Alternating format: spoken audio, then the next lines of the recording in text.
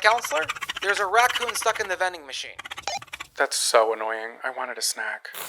Welcome to Trail Mix. Our mini episodes from Camp Counselors podcast. Each week, the stories come from you, our Camp Shady Birch campers. We want to hear your juicy gossip, Top secret confessions, embarrassing and scary stories. and sprinkle in our sage counselor advice. Trail Mix is for the campers. And God, do we love ya. Hey, happy campers! Welcome back to Camp Shady Birch. This is Trail Mix, our mini episode where we read listener-submitted stories. It's feeling like a Monday. Feeling like a Monday. Lizzie listening to this on a Tuesday or a Thursday. Hopefully not Wednesday, because Wednesday is like our best day. Wait, that's not true. The Mondays and Wednesdays can't be compared. They're just very different shows. And I'm excited to be back on the hot mic. We just came back from our vacation. If you're listening in chronological order and on time, the next episode will be our cruise episode, but this is our first time recording in a long time, like almost like 2 weeks. Speaking of hot mic, my body feels like a hot mic. Wait, that is such a good segue. Please explain to the campers. Well, it's loud, it's gurgly, it's making noises for the masses. And it's just, it's not quite right. And it hasn't been. Our bodies are slowly detoxing and transitioning from not only drinking more alcohol than doctor recommended, but also just the food quality on a cruise ship is just, it's on its own tier. You know what I mean? Things are different when you're in international waters. Regulations are very different. There's the rumor going around that they put laxatives in the food. I was feeling laxative and the opposite of that. So currently I'm drinking a Smooth Move tea. Are any of you are you campers Smooth Move heads? My mom used to drink this so much growing up. And I was like, why is she always trying to shit? And now I'm like, wait, I get it. I have her colon. One time my friend Carly was over and she asked for a cup of tea and I made her that. And I didn't know that's what it was. That is essentially a natural laxative. Yeah, but it doesn't work that fast. No, it takes like a long time, like a couple hours for sure. I did get a strongly worded text in the morning. Well, you shouldn't have taken her to the roller rink after. There's also this really crazy trend going on, you guys, right now on TikTok where people are looking up their childhood homes on Zillow. Have you guys seen that? Have you seen that? I honestly haven't seen it until you talked about it. There's like a specific song that goes along with the trend, but I've looked up my childhood home on Zillow like multiple times before and I never found anything. But today I did it again, found the same image. It's like one like Google Street photo and then like a property like line photo of like where the property lines are, obviously. And I'm like, no, I want to see inside. And I was like, I'll just never see it because my parents lost their house in the Great Recession of 2007. You all know the deal. So, but that was the house I grew up in. And then I had other homes, obviously, thank God.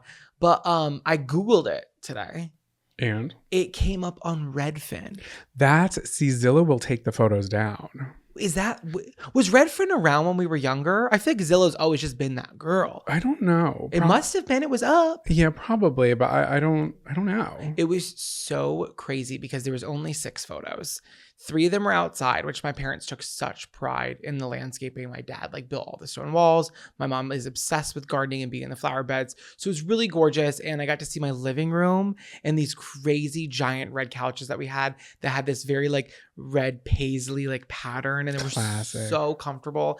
And then I got to see our dining room table and I still own that. Yeah, it's in our kitchen right now. None of our siblings wanted it because they thought it was big and bulky, but it has all the pencil marks and all the you can see all our lives on it, which frustration is crazy. From homework's past. Exactly. But I think it's fun. I love it. And I just obviously one day I'll want something different and we could definitely get something different, but there's just something about it that I'll never get rid of it.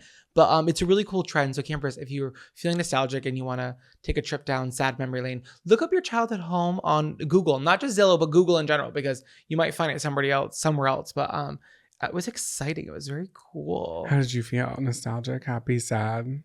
I feel sad because my parents didn't want to leave it. They physically were they were going to either go into foreclosure or sell it. And they sold it way under value because they my parents owned business at the time and they just didn't have a steady income. They really got rocked hard by the recession. And I was even aware of it. That's how bad it was. They couldn't hide it from us. Yeah. So we went into a rental after for a long time. So it makes me sad that my parents lost it. Mm-hmm. I think they're not, and they're just in a different place now and they're probably good. Will I go text her and tell her that I found the photos? Absolutely not. Do this in the podcast? No, they don't. So we're safe from that. But I was like a little sad about it. But it was cool because my parents have a very my mom specifically has a very like whimsical aesthetic. Yeah. Everything is like tchotchkes and hand painted and carved and you could see it in the house. Like my mom's house growing up, they always felt very lived in, like very 2000s. So it was a real capsule piece of my child. It was cool. It was so cool. I love that. I looked up my childhood home not that long ago, and none of like the photos you were looking at were pictures of like your house, like your stuff was in it. Photos of mine were just like later on, like the other families that had lived in it and made changes. So I haven't found any photos of the old ones, but that was also a long ass time ago. Yeah. No. And I think too, like I believe that since they sold that house, like no one else bought it after that person. So it hasn't been re-put on the market. So like it's the only history left. And when I've driven past it, it looks very different, but it was cool. I think it's a cool thing. So if you're just feeling creepy, definitely do it. Should we get into our stories today? Oh, yes. That's the point of the show. My first story is about a camper asking advice on a new life direction. We've got a camper who has an absolutely savage house party. Ooh, I have a camper's run-in with Hollywood's rich and spooky famous. And a couple of cruisers who landed themselves in a cruise jail. Oh, God, let's get into it. This is a really big secret. Thank God we're on a body of water. This is Confession Canoe. Welcome back to Confession Canoe. If you've got something on your chest and you just want it off, like a bra or something, are you okay? I was trying to sky my own water bottle. Why would you do that? I don't know. I was just being weird and I got it all over me. Anyway. Confession Canoe. Yes, if you want to confess something, confess it to us. So this camper writes in, "Hi, happy counselors. I have a confession. It all started at the end of my junior year of high school in the wonderful year of 2008. To set the scene, I was one of the 10 girlies who were the self-proclaimed it girls of the school. We had the best themed parties everyone wanted to be invited to because we would plaster photos all over MySpace with our slutty outfits and red Solo cups. Do you remember just making an album that was just for the night you had before? No, I think I just missed that, honestly. What about on Facebook? I did it on Facebook a lot. I don't know. I was always this sounds crazy. I was always so focused on being college bound that I knew that my digital footprint was a real thing. And I think the world set me up for being who I am today. Because I was always so stressed to even put like certain song lyrics out there. I was crazy. But I had friends that definitely did. Yeah. I posted a picture of me with a wine cooler at 19 and I was panicked about it. I still have that photo. It was edited in, you know when you swipe on your Instagram story and it's that yellow one? Is that Los Angeles? Yeah. It was like that color. XX Pro or Valencia. It was Valencia. It was Valencia. Valencia. Okay, sorry. God, what happened to those crazy ass filters? Bring them back. My parents were going away for the weekend with my little sister, who is now a fellow camper. Oh my God. Hi. Keep it in the family. To her soccer tournament in Florida, otherwise known as football. So now, that wasn't in there. That was my sidebar. Yeah, for our international audience. Yeah, of course. So naturally, I'm throwing a party. And since there would be no parents in sight, the theme was lingerie. In high school? Yeah, this is the part where you would do a spit take with that hot coffee, just spit it all over the carpet. No, because I'll dribble on myself. Like you did with the water bottle. Yeah, exactly. I've already learned my lesson after this episode.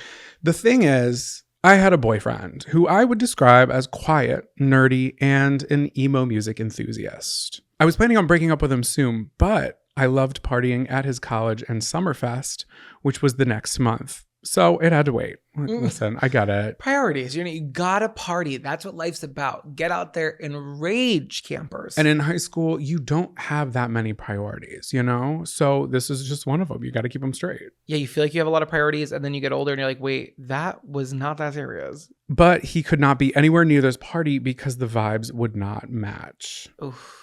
So the day comes. My parents and innocent little sister leave. I tell my boyfriend I'm going to have just a couple of girls over for some drinks, the top 10.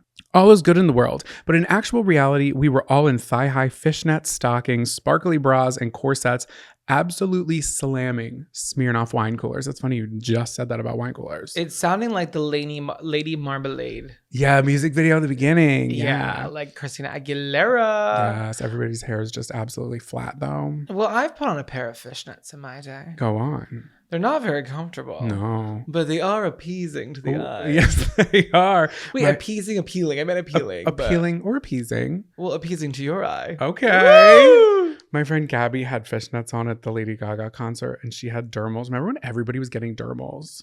I knew people who had dermals. I wouldn't say everybody I knew was getting dermals, but we ran in different crowds. I remember it was a lot of like clavicle piercings and dermals on the hips. So she had them on her hips. And at the end of the night, this was 2011, the Monster Ball, I believe, she went to take her fishnets off and her dermal got caught in it. And Oh no. Oh my God, no. Oh my God, no. No. the next day she only had one dermal. Was she okay? Yeah, she was fine. Hey, she was a fighter. I knew a guy who had an implant in his hoo-ha. Oh, what? An implant? Oh, like Yes. they look like little Smarties. It very much of the dermal time. Now, what makes one get into that? His was a heart shape Oh my God. on the shaft. My God. What happens when it goes soft? Don't tell me. I don't want to know. Well, that's for Patreon. Dear God. Okay, so let's get back to the story. The boys from our class were bursting through the back door to be let in for the party. Digital cameras were flashing away. We even had penis lollipops to enhance the theme. This is like, go off, girl. Yeah, these are party planners. Okay, the party was in full swing when one girl recommended that we have a fucking fashion show down the long hallway to the boys who were sitting on the couch. Did she write in fucking fashion show or did you add that? She said fashion show, and I just wanted to. I wanted to feel like I was part of the party, and that was how I did it. And clearly, I stuck out like a sore thumb. I'm so sorry. No, I disagree because I think the girl who said it was like, let's have a fucking fashion show. That's how you'd say that with a red Solo cup and fishnets on. Of course you're having a fucking fashion show. She's like, yeah, you fucking idiot. Did you study for tomorrow's test? Fuck no, girl. I'm getting so wasted right now. I can't even see straight. My God. Give me another wine cooler. Anyway, it was all going splendidly. And then it was my turn to strut my stuff. When then, my boyfriend walks through the front door. Sad boy? Sad boy, but remember, she lied to him. The entire party comes to a halt. He stood there in disbelief, and then he left, slamming the door shut. Everyone was staring at me, waiting for me to chase after him. But what did our camper do, you ask? I just shrugged, and I said something along the lines of, oh, well, let's keep this party going. Okay, girl. Yeah, girl. Well, you know what? As a host, hosting 101, the party must go on. Yeah, the hoe with the most is the host. She should have said, everybody keep going. I'm going to go check on him. Yeah, but she didn't. Well, it was her time on the runway. Sleeping with anybody. You know what I mean? She lied by omission by not saying that there was a party going on, but it wasn't she got caught hooking up with somebody. Yeah, but it does look bad. Standing It on looks bad, but there's always two sides to every tale. three sides, if you will, like a three-sided triangle. Your side, my side, and the camper side. Exactly. So he leaves, slams the door shut. The party carries on, and I do not have a care in the world. When my family returned from their wholesome sporting weekend, she's like, God, I hope she won. We didn't even hear about the soccer tournament. Fill us in. Football American.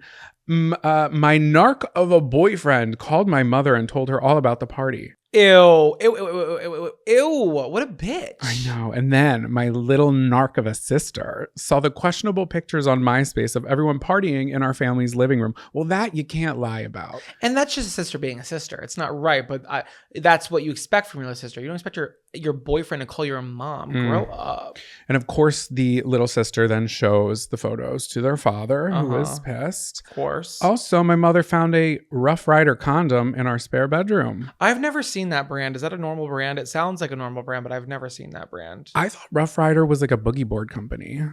Well, they branched out into the sexual education market. Contraceptives, if you will. So needless to say, I was grounded. But I was fucking grounded. What the fuck, Mom? This is so fucking dumb. That's What was 2008? So it probably, this is so fucking gay. Our camper didn't say that. I'm putting words in her mouth. But the next week, we were leaving on a vacation to Atlantis, Bahamas. Wait, that is so fucking iconic because for those of you who aren't like, it's not ringing a fucking bell for you. Atlantis, Bahamas was that like amazing resort in the Bahamas. Go on. That was in the Mary Kay and Ashley movie. Yeah. And they have this iconic water slide. You go to the top and it looks like a Mayan ruin and it goes under the aquarium. Remember? I thought that was sandals. No, I'll put a million chips down on this. It is Goes to the casino once. because I've always wanted to go. You know that iconic. Yeah, and there's you go twin slides. You go down the water slide. Go Under ahead the and sharks continue. or something. Through the shark tank. You would die. Never. You would die. I fucking hate water slides. would And you I do that fucking one? hate. No, I hate water slides and I hate dark water. Are you But kidding you me? love Mary-Kate and Ashley. You love them. So I'll keep our spot near the pool Oh my and God, watch you're the Mary-Kate and Ashley so movie on my phone. lame. That is the most iconic vacation spot, especially at that time, Camper. Are you fucking kidding me? So continue. I'm sorry, but that really was the spot. So she's grounded, wah, wah, but they're going to Atlantis, Bahamas. What an amazing way to spend being grounded and newly single in paradise. Honestly, it kind of wins. Like, you're grounded, but can I please go to the Windjammer by myself? This is the camper who looks on the brighter side of life. Mhm. We could all take notes, everybody. But it doesn't end here. What happens next? One of the mornings, I wasn't awoken by the gentle ocean breeze, but my flip phone was going absolutely berserk. My ex was texting me from the airport. He was getting ready to board a flight to the Bahamas so he could save our relationship. Where is he getting this money from? He's in college. Yeah, but Who I don't knows? I know we tried to think about it. Okay, so he's like, okay, I'm coming. I'm on my way. Like, I could have waited the week till you were gone. I could have talked to you immediately after, but he's on his way. He's a psycho. Honestly, our relationship had been long over in my head. My dad had to get on the phone with him and talk him out of it before he boarded his flight. My punishment in the Bahamas was over soon enough, and I still got to go. I still got to go to Summerfest at my ex's college. So she doesn't really go into details if anything was made up. Maybe she just, made a friend and just ended up at that Summerfest anyway, though. Although this was complete savagery, and I do feel bad. Who is to blame when you're young, dumb, and hot? Honestly, that was savage, ruthless, dare I say, unrelenting. But you have a tale to tell. Yeah, I feel like what was the real crime here? Her not inviting him to the party. And it's a high school boy. Like, he would have been out of it anyway. And when people are dating, like when they like a junior and a senior, and the senior goes to college, it's like, and the junior's now a senior because that's how grades work. It's not gonna work. Like, first of all, he needs to move on. Go find some what's it called? Not fraternity. A sorority. Go get a sorority girl and go pledge Alpha Alpha Kappa Kappa. Yeah. Get away from her. She's too busy in Atlantis living her life. I'm not proud of her, but can I understand it? Of course I can. Did you ever have a house party? No, my brother had one once, and I was working at AMC at the time, and I came home. I've told this on the podcast before, and I came home, and this really scary guy was smoking a cigarette on our porch, and I walked in, and he looked at me and said, "Who are you?" And I said, "Who are you? This is my house." What do you mean, get off my porch? And I was so scared that someone was going to steal my laptop that I hid it under a chair. I never threw one. I went to a plenty, but I never threw my own. Did you throw one? I had like a small gathering. Oh my God, your mom would kill you. Yeah, I know. We moved our kitchen table kind of out of the way, and we were playing beer pong, and I hit my head on the overhead light that's in the kitchen. Oh, I know the one. And everything was fine and dandy. It wasn't like a huge rager, but then the following night or 2 nights later, we're eating dinner, and the light that I had hit my head on, I cracked the thing that's around the bulb, and the whole light, like the glass part, comes down on the kitchen table while I'm sitting with like me, my brother, and my parents. My brother was there during the party too. At dinner? And I was like, oh, and him and I looked at each other because we knew that's what it was from, because we spent time trying to fix it.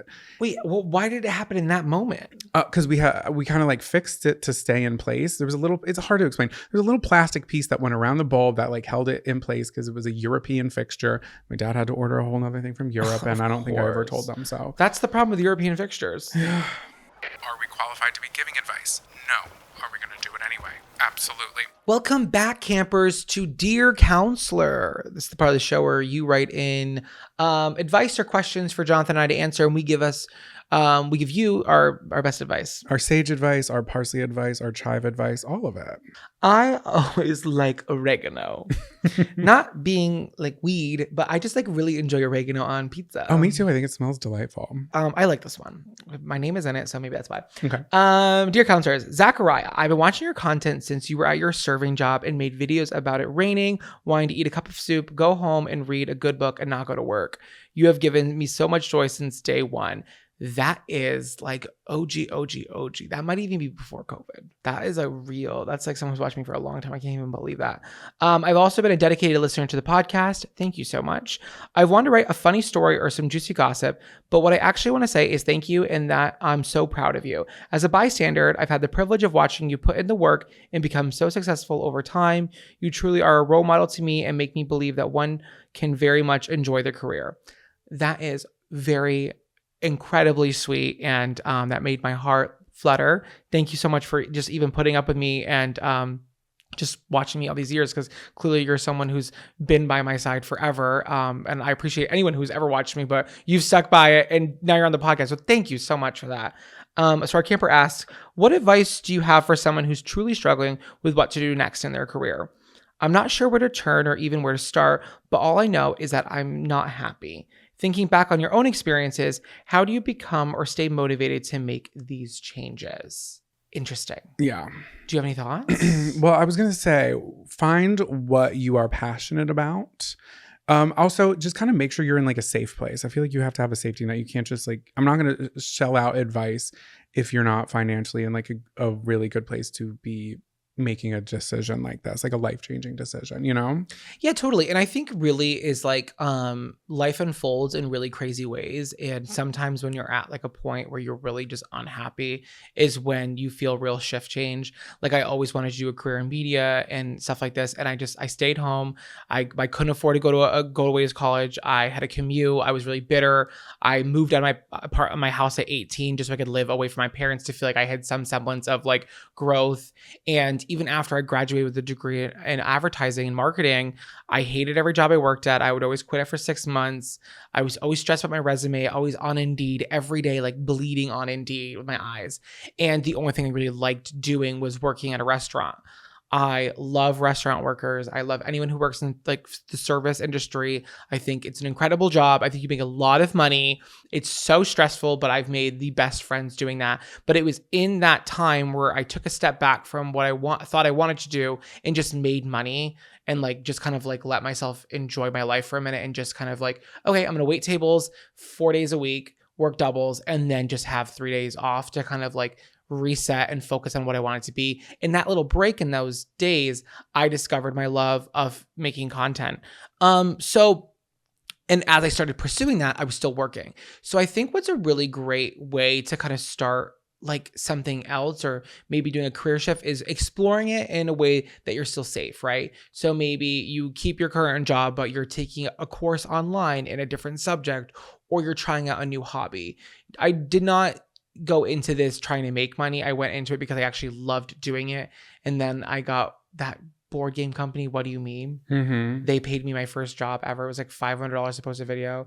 And I sobbed, I cried. I was like, I'm making money at this. And then everything changed and I just kept going with it. But I never started to do it because I wanted to make money at it. I did it because I loved it.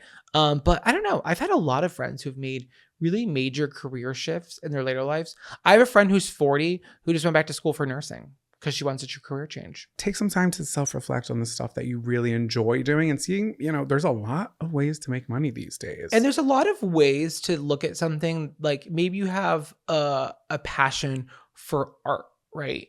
But it always felt really linear. Like, oh, if I like art, I want to be an artist. But then I think you should think a little bit more abstractly and be like, okay, like maybe there's another way to work in art without doing art. Right. So like when I was growing up, we did the Cody Rigsby show.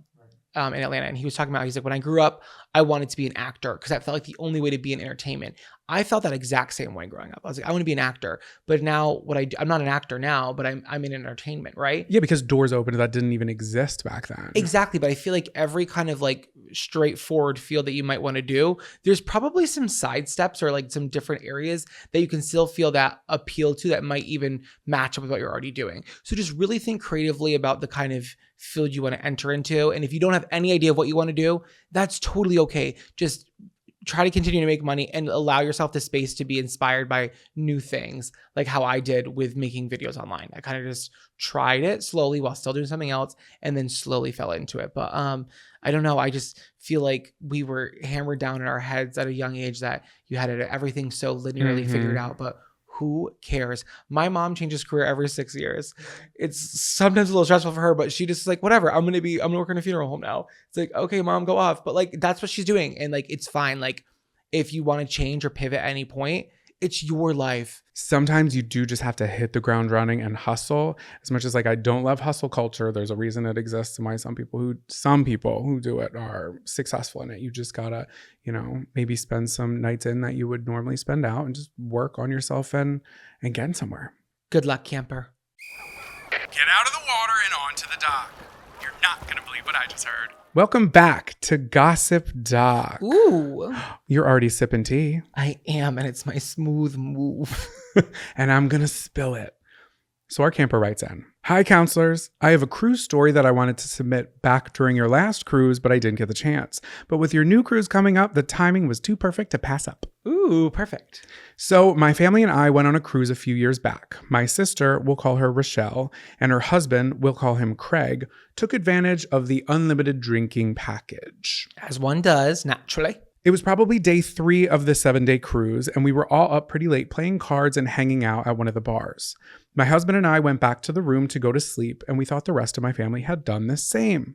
Little did we know, Rochelle and Craig, who were absolutely obliterated, decided to explore the ship on their own. On one deck, they found the area where the emergency lifeboats were hung on the side of the ship. And in that moment, they decided the next best thing to do would be to climb into the lifeboats. Oh my God, what? Mind you, these lifeboats had warning signs to stay off them, and they were honestly not that easy to get into, which that part is a little concerning. Yeah, like that wasn't like, the door was open, so we just walked in. It's like, no, you had to would you climb over the railing to get to it? They're kind of like, I don't know, placed up too. Yeah, they had to batten down the hatches. It's crazy. Did that stop them? Of course not. They said, women and husbands first, bitch, we're lit. They climbed up into the lifeboats and started taking pictures and laughing about how crazy this was. Being drunk, they were absolutely not being quiet about this adventure at all, and I'm sure they woke many people up. Finally, they got out and they headed back to their rooms when around 2 a.m., someone was pounding on the door. It was the CSS, the Cruise Ship Security. Oh, I like that title. Because, of course, there are cameras literally everywhere, and they watched the entire thing happen. Security escorted them down to the cruise jail and separately questioned and berated them. I'm picturing that they're, in separate cells and being fed through a little slot, just, cold food from the Windjammer. I think you're thinking of Camp Shady Words Jail. Oh, yes. It's very much like that. It's dark and it's mossy and there's pine needles on the ground. There's a little dog. He's barking at you and he has the keys. But if you ring your aluminum can against the metal rods, maybe he'll give you a shot at getting out. But it's not usual. Both Rochelle and Craig had their drink cards revoked, and for the rest of the cruise, there was a security guard lurking nearby, following their every move. Oh, that sucks. It turned into a hilarious Where's Waldo game of can you spot the security guard lurking in the background to make sure Rochelle and Craig stayed out of trouble and didn't sneak drinks from us. Needless to say, we all thought it was hilarious, but they were not happy about having to spend the rest of the cruise sober. Cheers from the seasick camper in cabin 11. Oh, that sucks. And it, honestly, I love you, camper. You're Rochelle and Craig were absolutely in the wrong. Yeah, they were absolutely. You can't do that. You can't do that. And they got it revoked, and that's that. I'm glad they didn't get kicked off, but it's funny that they had to be babysat. But this opens the door. To what? To having our campers, our listeners right now, right here.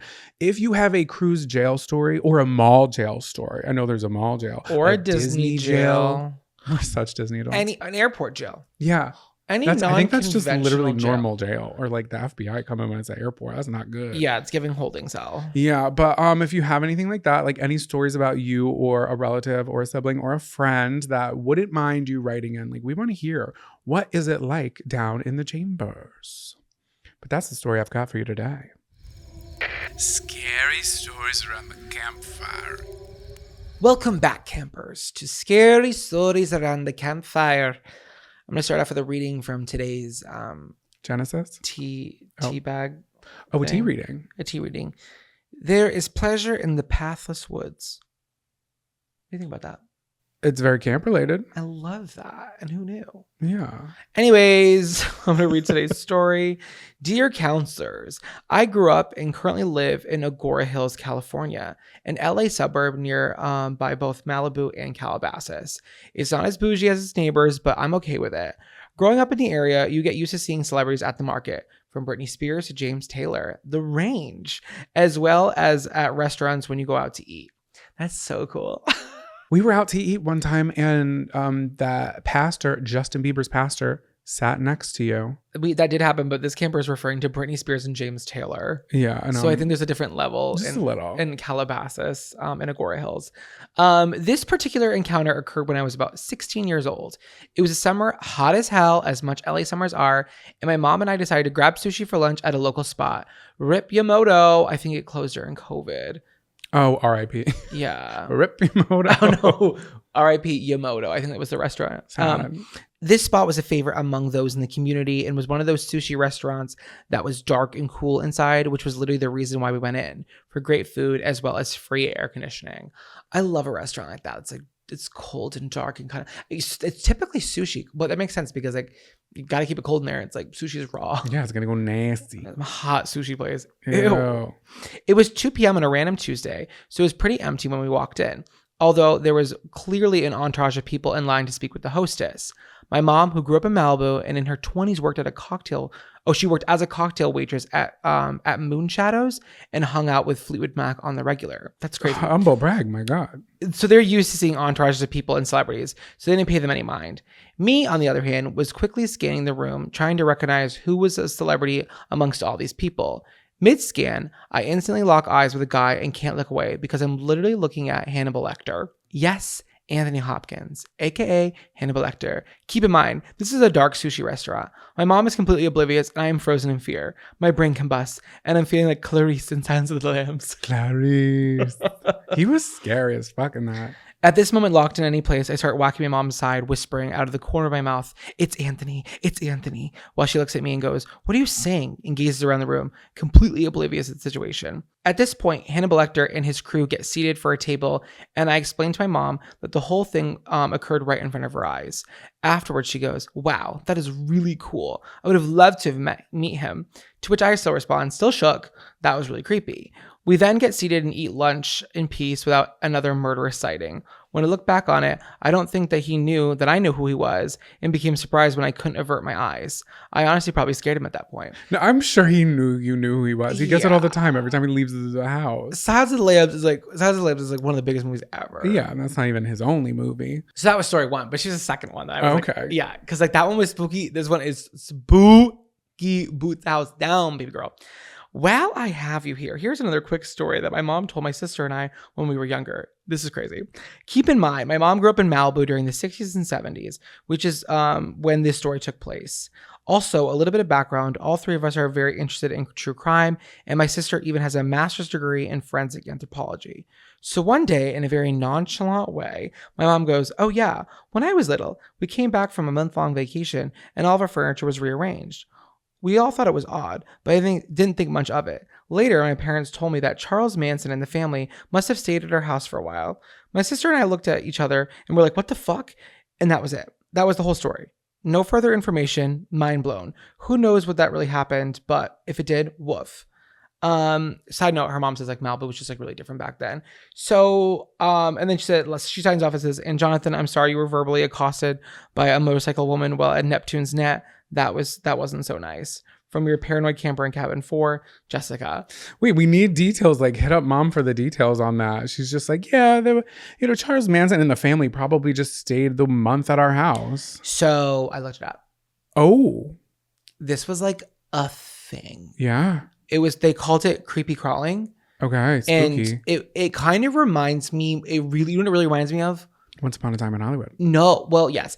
That movie we watched about people who like, what go splunking, frogging, because the goal of creepy crawling is to like rearrange furniture and potentially steal an item, but not actually disturb the people in the house. So, and it was happening like a lot in Malibu in the 60s in California. So timeline, it tracks. It really could have been Charles Manson and the family. That's why you just have to lock your door when you go away for a month. But they're like, it was a neighborhood. It was nice. Yeah, it was a different time. We would hitchhike and we'd eat ice cream with strangers and we'd kiss the hobos. It's like, no, that was never safe. So stop with that nonsense. All my parents, my mom would hitchhike from Westport, Massachusetts to Boston like 4 days a week. She was like, it was different back then. I'm like, Mom, you were high. That's why it was different. That But is, well, when you know better, you do better. when you know, you know. I think that's all we have for today's episode, campers. Yeah. Back on the mic, back on the horse in Malibu. Well, for the listeners, we never laughed, but we really haven't recorded anything in quite some time. Yeah, but we have a lot of stuff in the backlog. There's so many stories up for potential reading. For potential reveal. It's just like so funny. When we first started Trail Mix, there was like really like trying to get these segments filled. And now it's borderline overwhelming with how many options we have to pick every single week. But with the help of our team and this crew, we are good to go and we love you. I'm rapping. Put me on Agora Hills, Doja Cat. Yeah. I think that's what I have to say. Yeah, so if you have any stories you want us to read for any of our sections, literally, if you have a story that you feel like telling, please send it on and you can go to campcounselorspodcast.com or campcounselorspod@gmail.com. Send us a message. We'll always keep you anonymous. I love that. And with that being said, Lights out, campers.